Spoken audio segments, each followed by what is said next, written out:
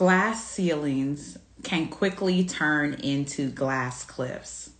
What I mean by that is that the thing that is stopping you, is keeping you from advancing, the glass ceiling that feels like it's right above you, but you can't reach it, you can't get beyond it, you can't approach it because you can see it, but you can't break it, right? That same glass ceiling can quickly turn into a glass cliff that you're walking along, that's getting narrower and narrower and narrower, or steeper and steeper and steeper. And as you approach the summit, you're more and more close to fall off.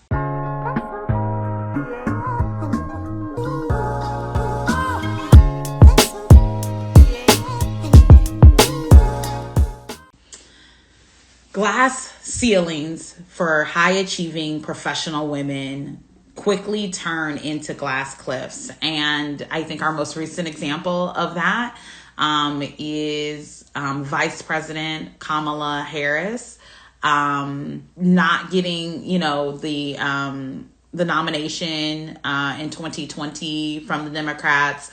There was a glass ceiling, not giving that nomination to a very highly qualified, very prominent, very successful Black woman. And there is so much fear and so much anxiety and so much desire to protect now that she has been endorsed by the current president as his successor and may get the Democratic nominee for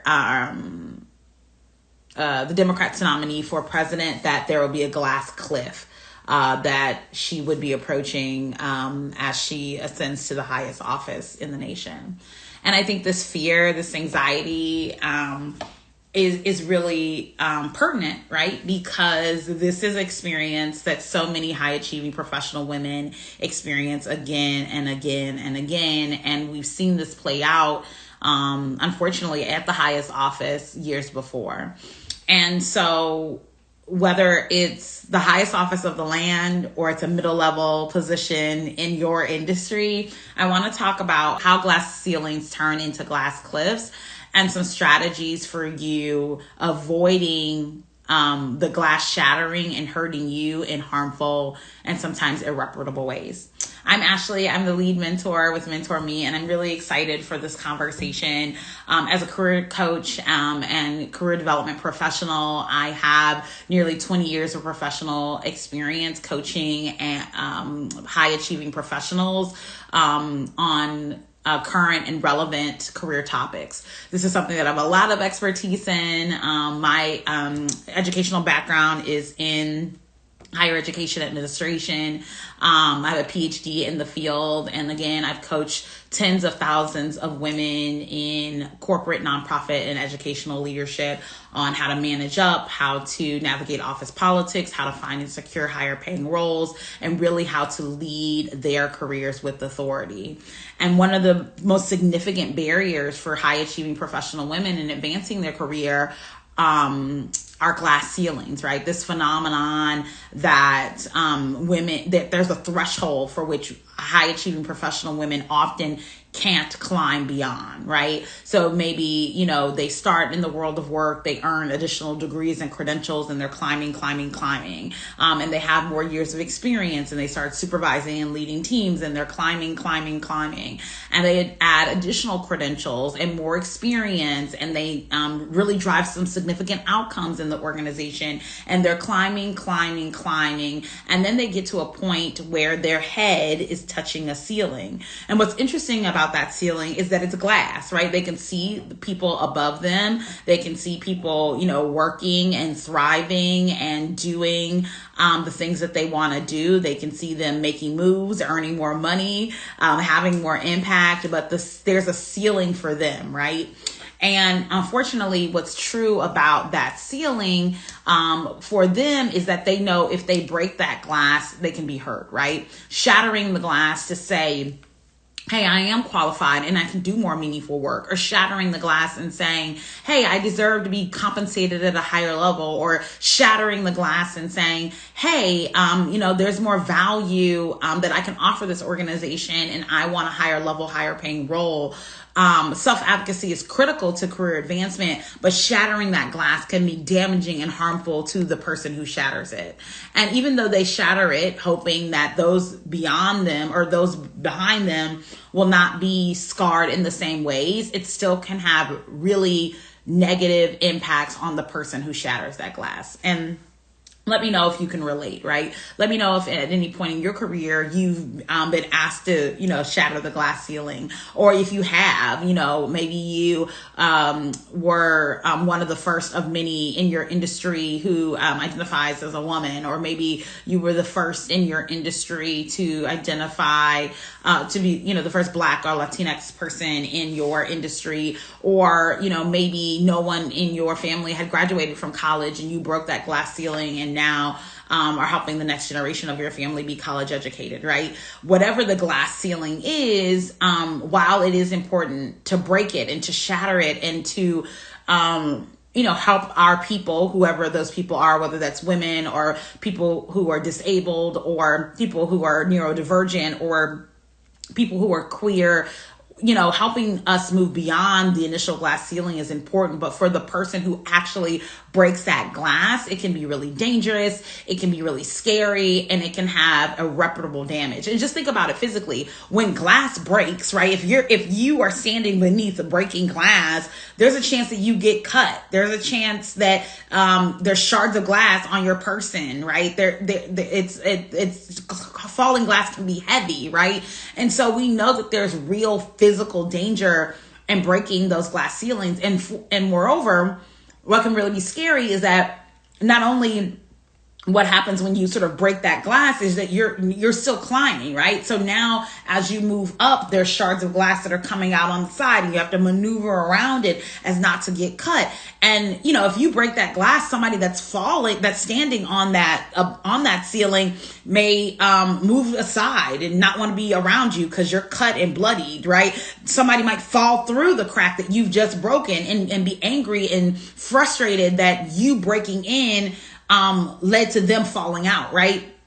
And this same metaphor carries in the world of work. So often when high achieving professional women break glass ceilings, there's this idea that they're harming the people at the top, that people are going to fall out because they're entering the space, right?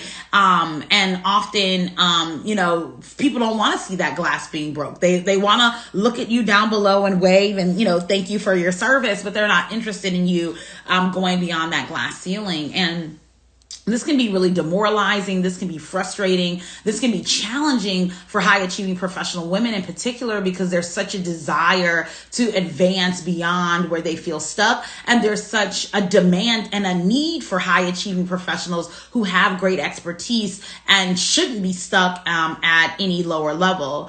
So often, it's not just, you about achieving and thriving and doing your best, but it's about the people who see your advancement as a threat, right? They see your advancement as a threat to themselves, and to the establishment, right? And so then we have to think, right, as we seek to break glass ceilings, right? And we're so grateful for the glass breakers, right? We're so grateful for you, James Spired. Like, we're so grateful that you were willing to break that glass ceiling, but you were harmed by that, right? You were villainized for that. You were finger wagged for that. Maybe people didn't speak your name in rooms anymore, or didn't think highly of you, right? So we have to be so grateful for our glass breakers, but we have to know the cost, right? There is a real material cost to the glass breakers when they make that move for us.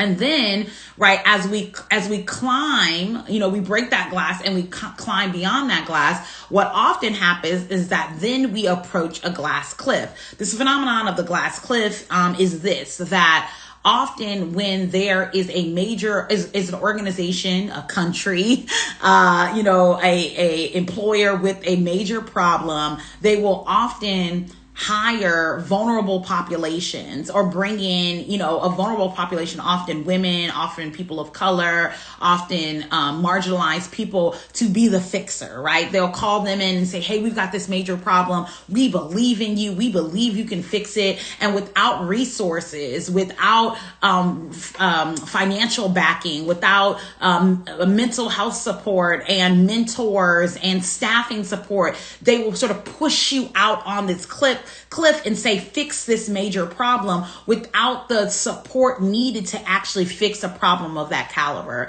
And then what happens is that this very high achieving and capable professional is now sort of pushed off on this cliff and said, make it work, right? And if they falter, if they fail, if they don't see the immediate outcomes of success, it's often used as, oh, of course, of course they didn't make it work. They weren't really that good anyway.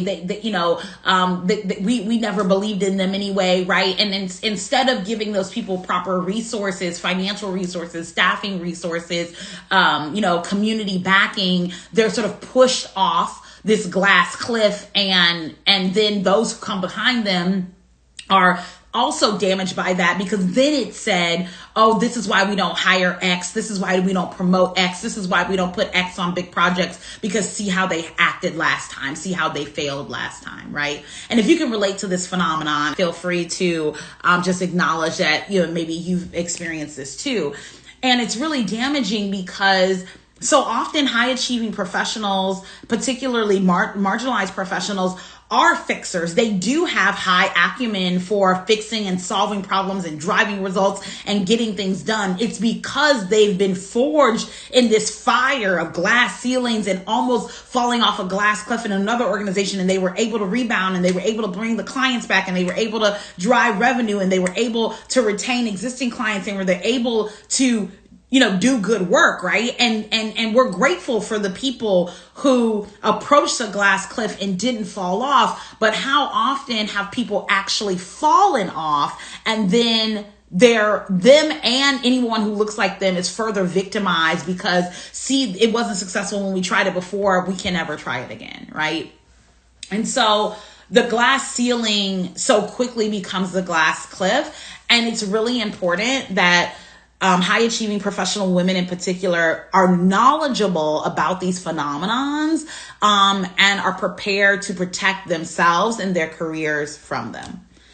So let's talk a bit about the protections, right? Because I think that, if as I articulate these phenomenons, this idea of the glass ceiling and the glass cliff, you might be nodding your head and say, yes, Ashley, like I can totally relate to this. This has happened to me. I've seen it happen to other women. I've seen it happen to other marginalized people. I'm so frustrated by this phenomenon. But then you might be asking, what can we do about it? What can I do about it? How can I better protect myself? How can I protect my career? And how can I, and on a micro level, what can I do to really avoid befalling some of these major issues for professionals in the workplace? So number one, I think first you want to make sure that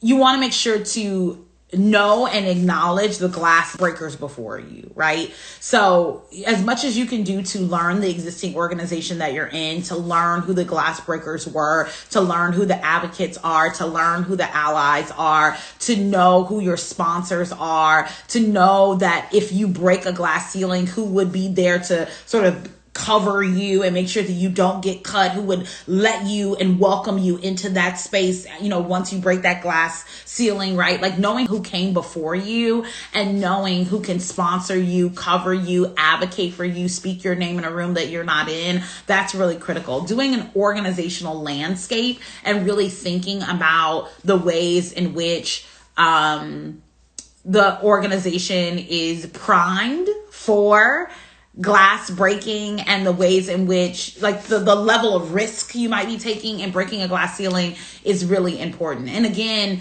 I think doing that survey for yourself, thinking about how much risk you are willing to and have the capacity to take on, and really making sure that you are arming yourself with community and connection from others so that you aren't just busting through that glass on your own. You want to have people with you, right? So it's not just your fist going through, but it's other fists, and you guys are doing it in unison, so that there's less harm for all, right? So really thinking about who your allies are, who your sponsors are, who can advocate for you, and ensuring that you're not doing it alone whenever possible is really critical. And of course, sometimes being the first literally means being the first. Like, you are the first one, no one came before you, but sometimes it might be the first 3 or the first 5 or the first 17. So know that you don't always have to go at it alone. Where you can take on community, where you can take on colleagues, where you can take on partners, absolutely do that. It's important to break glass ceilings, but it's so much easier to break them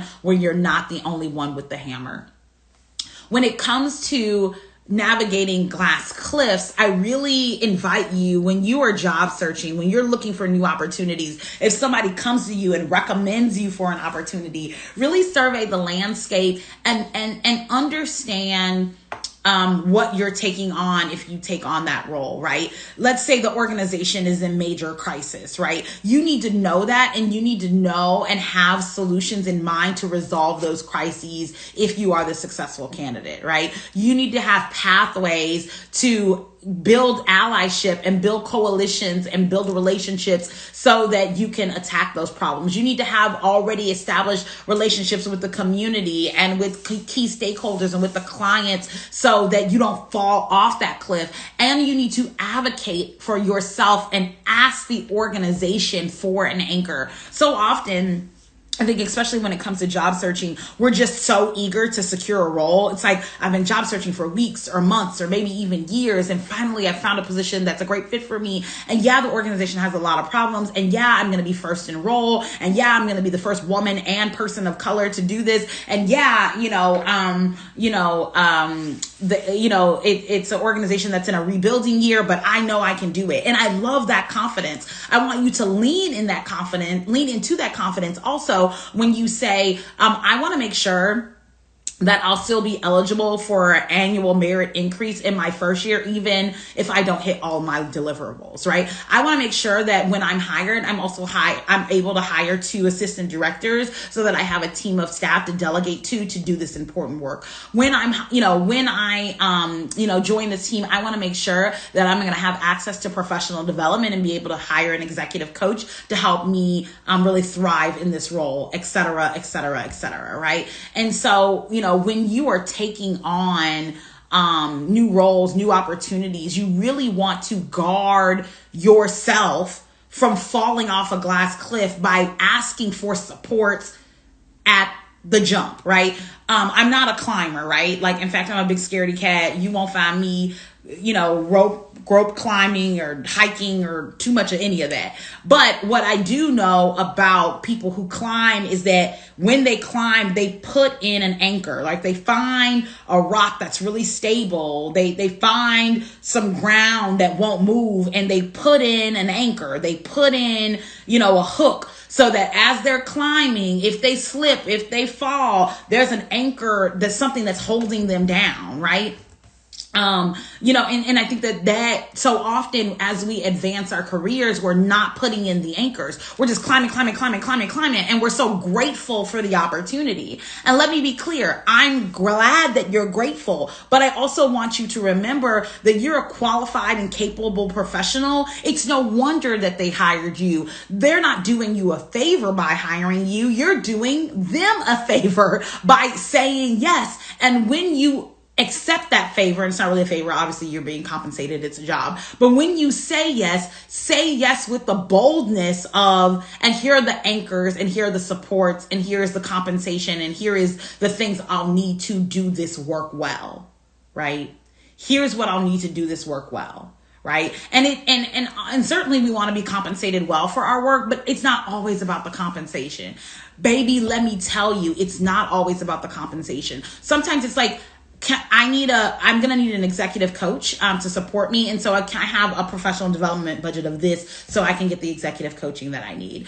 Maybe it's about, I'm going to need an additional half day of remote work so that I don't have to commute and I can use that time to catch up on my emails and, connect with my staff virtually. Or, I'm going to need to hire 3 new staff members to delegate to get this work done, right? So it's not even about your compensation. It's about building supports around you so that as the cliff gets steeper or the runway gets narrower, you're not falling off the side because you have supports, right? You're anchored. And I love talking about these phenomenons because I think that these phenomenons are developed by researchers. They're developed by professors. They're not always accessible. This idea of a glass ceiling or a glass cliff, these ideas aren't always accessible to the everyday working woman, but I want you to intellectually have the words to describe many of the things that you're experiencing at work every day, or many of the things you've seen your friends experience every day, right? And I want you to have the language because language is power and words mean things, but also so that you can know, 1, that you're not alone, and 2, that there are specific and targeted strategies to address glass ceilings and glass cliffs. If this was helpful to you, please, please, please share it with someone else. I want to help more high achieving professional women have language for the things that they're experiencing at work, have language for the challenges that they're experiencing at work, have language for the things that I feel like it's just me and it's not just you. And also this is full of strategies for navigating these phenomenons so that we don't hurt ourselves breaking through glass ceilings and we do not fall off glass cliffs. I'm Ashley, the lead mentor with Mentor Me, and I'm also accepting new mentees. So if you're a professional woman who works in corporate, nonprofit, or educational leadership, and you're looking for executive level coaching and mentorship to really take your career to the next level, I invite you into mentorship. I'm so excited to serve you, help you make more money, have more impact, have a more fulfilling career, understand how to manage up and navigate office politics, and just lead your career with authority. I'm excited to help take you there. And I know that mentorship must be the next stage for high achieving professional women, particularly in 2024 as we go into this next phase. Thanks so much for watching. Bye.